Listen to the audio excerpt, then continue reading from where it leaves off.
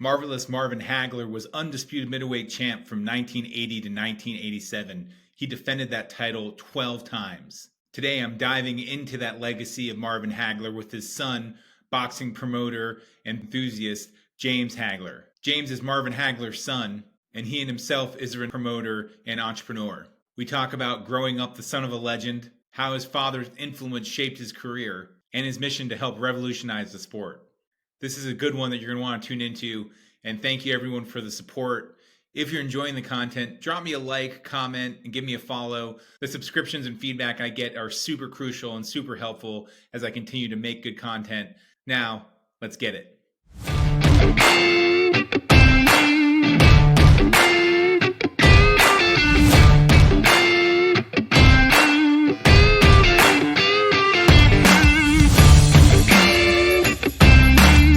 Welcome back to Fight Capital, where we step into the ring of combat sports business.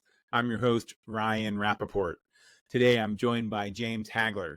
He is the renowned boxing promoter and entrepreneur, carrying forward the legacy of his father, the legendary Marvelous Marvin Hagler, with a rich history himself in both the sport as a former amateur boxing champion and the head of James Hagler Promotions.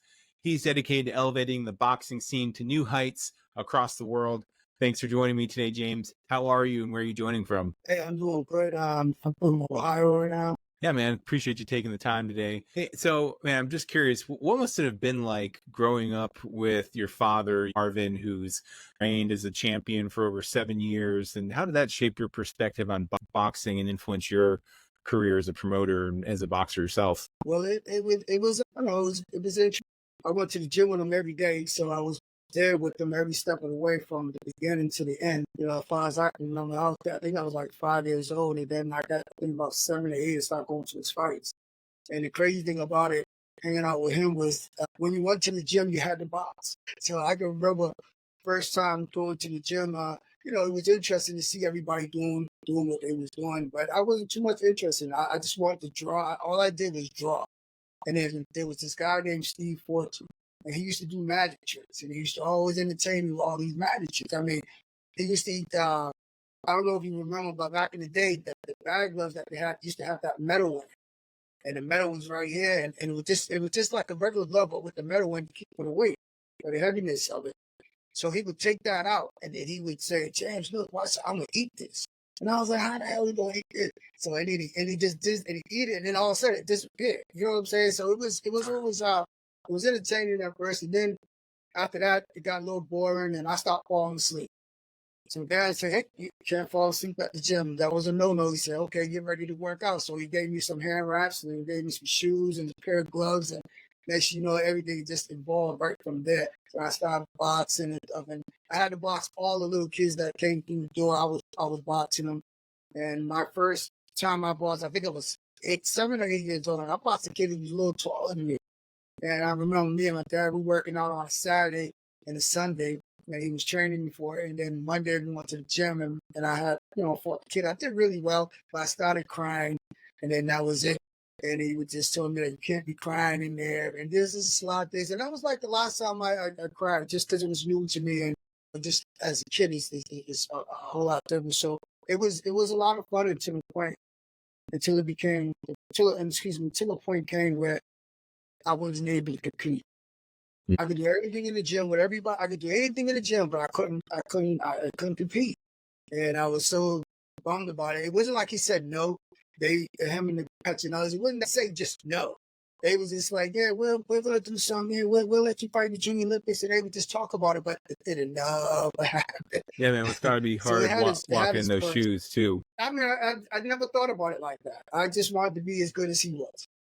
So if he's a badass, then I was acting like a badass. And he used to always tell me, I remember my uncle Robbie Sims boxed underneath him as well. And I remember, when my dad started boxing, he got beat up. He had to learn how to take him in order to get him. Same thing with Robbie. Robbie got beat up by Tony Petroni, the same guy that beat Dad up. And I remember Robbie coming out of the ring, and he goes in the dressing room. He's crying. He's pissed. So my dad said, it happens. And then, with me, when I had my first match, he was like, you have to learn how to take him first. Once you learn how to take them, then you can start giving. Mm. But if you can't take a punch, or if you're not used to taking, you can't be glove shy. You can't be scared that just get right in the pocket. It's like a tornado. You want to stand in the middle of the storm, because that's the calmest place. And if you can be calm, then you'll be able to do a lot of that. Well, I mean, your dad trained with the legendary Pat and Goody Petronelli. I just love to hear a little bit about that training regimen from you seeing it from growing up, and how that influenced your approach to training and promoting athletes today. Well, my dad had his regiments. It was, I really didn't get the concept of it until I started looking at it. I started looking more into it as I got older, and because to me everything was just natural. You know what I'm saying? That's just something he did. You know what I'm saying? So his regiments was like, after a fight, he probably take, I don't know, he takes some time off, and then when he gets ready, first thing he does is run. He starts out with 2 mile run, and then from 2 he go to 4, and then from 4 he goes to 6. By the time he gets to 6, he's in the gym. He's in the gym every day, and he's going through like it's called a pre-training camp, getting ready for training camp. So once he goes through that, he gets done with the pre-training camp, then it's time to go to the gym. Time to go to the training camp. And the thing about that was sometimes he was ready to go to training camp before the Petronellis were. So they had to, like, all right, Ma, we're gonna go. We're not ready yet. And you could tell when he was ready, because he was always on a warpath at home. So he was just me, and you could tell he was just getting into character. You know what I'm saying? So that was something that that I looked at as well. And then his eating regimens, because what he ate is what we ate. So we kind of knew, because we went from burgers, pizzas, and the good stuff to fish and vegetables and grapefruit juice and dinner. So when that happened, we knew that he was, getting ready to go to training camp, and he was preparing himself. You had a pretty notable amateur career yourself. How did your experience as a fighter contribute to your now understanding of athletes and what they need from a promotional company? From a promotional company, you just need to put them out there. And, they got to put them out. You got to put them out there. That's one thing. You got to put them on stage so they can perform. You got to have the arena and give them that exposure. But one thing my dad always did, he always promoted himself on his off season.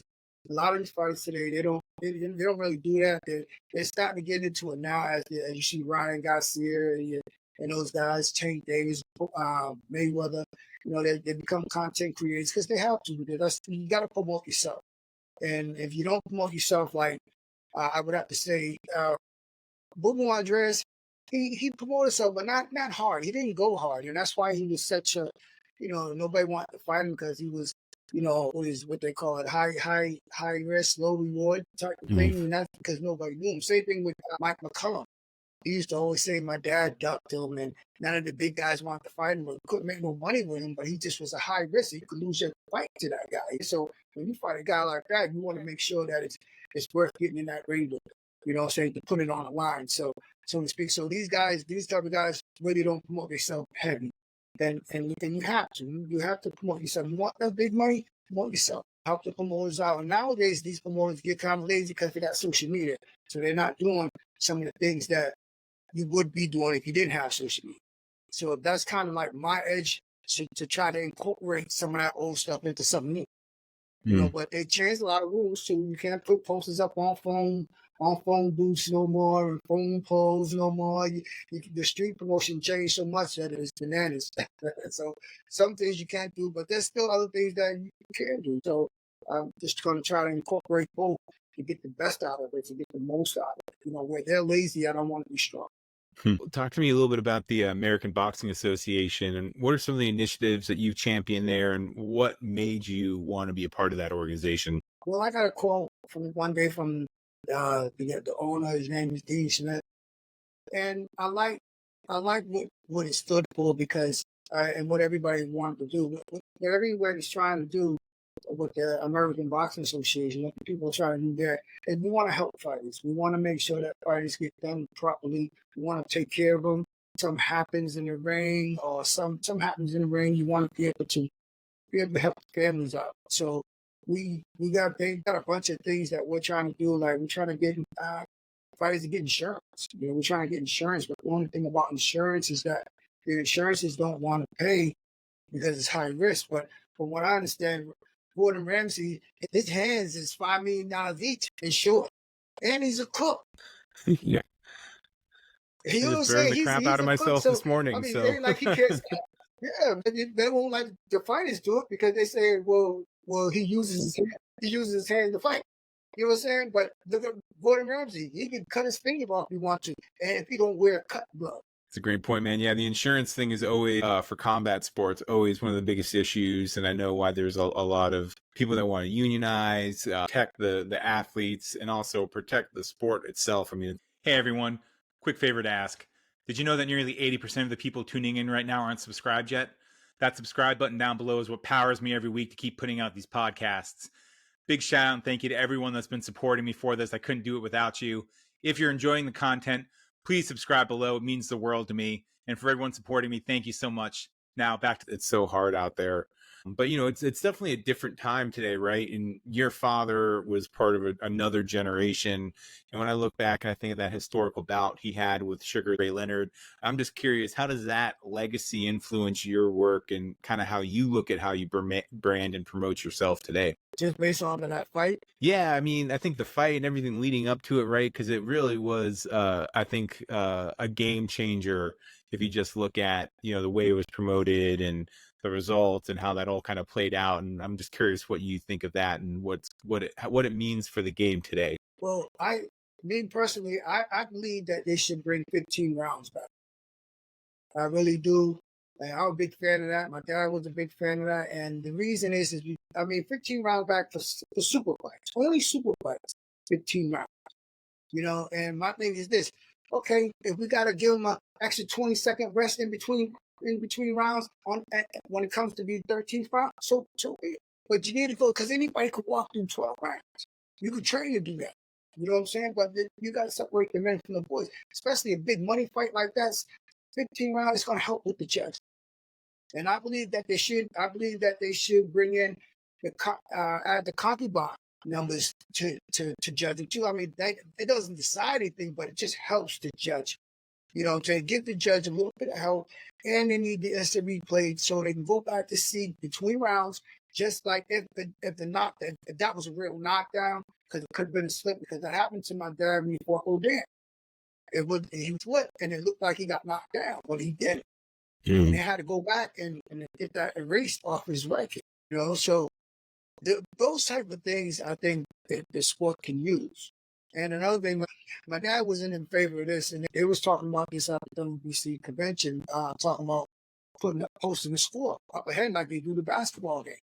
So my dad wasn't in that favor. He was like, no. And then they talked about bringing Gatorade, and he was like, I was like, Dad, they need the Gatorade. That keeps them hydrated. And, they need the hydration drink because what the hydration does, it protects the brain from bouncing off the skull. All the fluid that you have in your body protects the brain from bouncing off the skull. So let's say you got to make weight in it. You drain all the fluid out of your body. Then you're going in there, and then that's why guys got to get IV in it and top rank.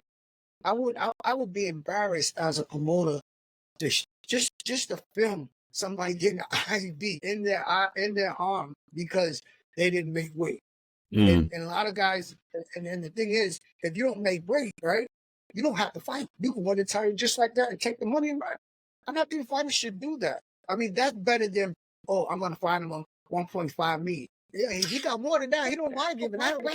You know what I'm saying? But when you start taking away other things, no, we're not fighting. But if you do that, if they don't fight, then the promotion, everybody loses money. So what they do is they convince the guy to fight. They convince him, say, hey, won't you fight? Or we'll give you another 1.5, add to your thing, but please take the fight. And the guy, 3 pounds overweight. If you lose, you'll still keep the title. What kind of crap is that? Make weight or don't fight. That is my thing. Make weight or don't fight. You got to be fighting a lot heavier than that. We're going to find you 10 million. Next time you fight, you're going to be fighting for $600. I bet you will make weight this time. That's always been one of my big things with the MMA world too. I mean, these guys, like a 20% purse cut is not enough, right? For someone who was cutting weight and still couldn't make that last 4, 5, 6 pounds sometimes. And you're like, really? Like, why are you even fighting at this weight? It's not even proper. It's cheating, at that point. Right, it's an easy way out. You tough. You want to be tough. Be tough. If you can't make that way, you got to move up. Oh well, you know what I'm saying? Oh, you do it. Man. You know what I'm saying? You got time to make the way. Why you ain't making the way? You know, people say, "Well, I'm older and I'm this." Yeah, but you still can lose the weight. You got time to lose the weight. Lose the weight. That's all. And that's one thing I feel real strong about. And like my dad said, he didn't want the school board to be up there because he thought that if fighters look up there and see that they're losing, they're not gonna want to fight anymore. And I had to Mm. explain it to him. I said, Dad, this is not like a basketball game. If you're down, if it's 1 second left and it's 200-6, you're not coming back from that. You ain't. That's it. It's over. You know what I'm saying? You're Yeah. not even playing no more. You're just waiting for the clock. You know. So, but in boxing, hey, you still got that chance. You get that guy. You knock that guy out. You see what happened to Chavez and my man Milton Taylor. You Mm. know what I'm saying? You see what happened to those guys, man. Last second round, bam, knock him out. He become a new champ. So having a sport board up doesn't do anything. It just encourages you that okay, you got to fight a little harder. And transparency for You the know. crowd too. I mean, I think back to Ngannou and Fury when everyone's like, "Oh, Ngannou's got this. He's got this. He's got this," and then the scores get read out, and you're like, "Really?" You're like, "What?" Right. You know, like, and so I like that for the transparency side too. I could see that Yeah. being helpful. So and then when I remember telling him all this, and he was like, "Well, look, I'm gonna take you to the WBC convention. I want you to do one thing for me. Don't say nothing. Don't tell nobody no your ideas. Keep your eyes open. Keep your ears open. And your mouth shut. Just watch what goes on." And we never got a chance to go because he had both his labels at something. Mm. But he just liked a lot of my ideas that I was just telling him about. We have a lot of conversations with a lot of fighters, you know, and a lot of people that's involved in the game. And I voice my opinion, and a lot of them they like it. You know, they think it's cool, and I'm not. I mean, but that's just how I really feel about it. It just makes sense to me to do these things to better the sport. You know, Mm. and they always say, "Well, we can't do 15 rounds because in 15 rounds, you know, guys are dying. The guys are not dying because they're going 15 rounds. They're dying because they're not hydrated, and you need to give a hydration test before they fight." And then that'll stop all that. You know what I'm saying? And allow hydration drinks in the corner. I don't know if they're Mm. doing it now, but they need to.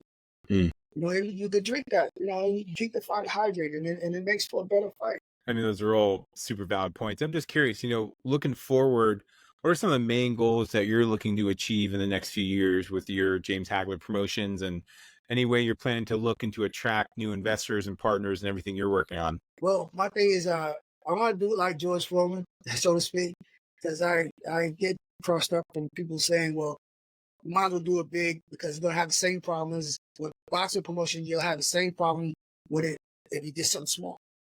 But I want to get familiar with the game. I want to learn people. I want to know what's going on from the bottom to the top. And the only way to do that is to start out at the bottom and just build your following. That's what the most thing is to build a following and to give back to the people that's following. I want to do something. I am going to do something that no promoter has done, and it's going to be I know I'm getting lost in that for it, but well, you know what I'm saying. It's not something that I'll do often, but I'm going to do it when I first put on my first show. I'm trying to do that in Cincinnati, and we're gonna take it. We just want to take it one event at a time. And to see one, a lot of people. I've been talking about this for years. A lot of people are kind of waiting to see what's going to happen. And I'm asking myself, do I want to start up here or do I want to start right here? And I think I'm just going to start right here first and just get my feet wet and see what the response is and see what I can do. And I'm looking for fighters. The type of fighters I'm looking for is the ones that are hungry and the ones that ain't scared to put it on the line. You know, I want those fighters. I'm looking for fighters something similar towards my dad's character and how he felt about what he wants. He got to be hungry. I want you to be hungry. I want you to want that more than anything. I want you to be dedicated. So I'm definitely looking at fighters in that aspect. And my contracts are going to be something. It's going to be something different. I mean, if I if I feel as though you ready to the gym or you ain't doing it, you're slacking. I want to be able to cut and loose because I don't want to waste my time and I don't want to waste your time. And that was the only biggest thing with me about boxing was my dad and Tinelli, they wanted me to train. But I just so dad, I just don't want to train. The biggest thing is I seen it too much that fighters come in the gym, you got a great fighter, good fighter, raising my kid, everything nice, you get hooked on drugs or women problems or there's some problems all the time, you put into just shatters, you know, and I just don't want to be a part of it like that. I'd rather set the stage. Mm, I love Already that. set the stage. Join, come on my stage. You know what I'm saying? I got followers. We're gonna build you up. I'm gonna do something like, you know, I just want to get the little guys a lot of noise. I want a shot. I'm just gonna do something that these little promoters are not doing. You know, it's always focused on the big guys. Big guys, big guys, big guys. The big guys are doing this, the big guys are doing that. Okay, we doing this on a little scale, on a little level, same way, same stage, it's just done a little bit different. The money ain't as big, but the money gonna be good. It's gonna be good for that stage and for that era. It's gonna be real good for that. And people gonna see that. A lot of fighters they gonna fly. But my thing is this: hey, if it's time, you know, when we stop fighting, we want to stop fighting. We're not. I want you to fight good guys and feel good about beating these guys. You know, you might see it later. If you see it later, that's dope. You know, it makes for a better fight and you can make more money just depending on what it is. And I do understand that some fights need to mature. I do understand. Yeah, man. Well, I know you bounced some ideas off of me last month, and I'm looking forward to seeing those come to fruition without ruining the surprise. But yeah, man, really thank you for doing this. Looking forward to seeing how this all plays out, and appreciate the legacy that you're carrying on and what you're trying to do for those athletes out there. It means a lot. Thank you. I appreciate that. Thank you. Yeah, I appreciate that too. Talk to you soon. Thank you. All right.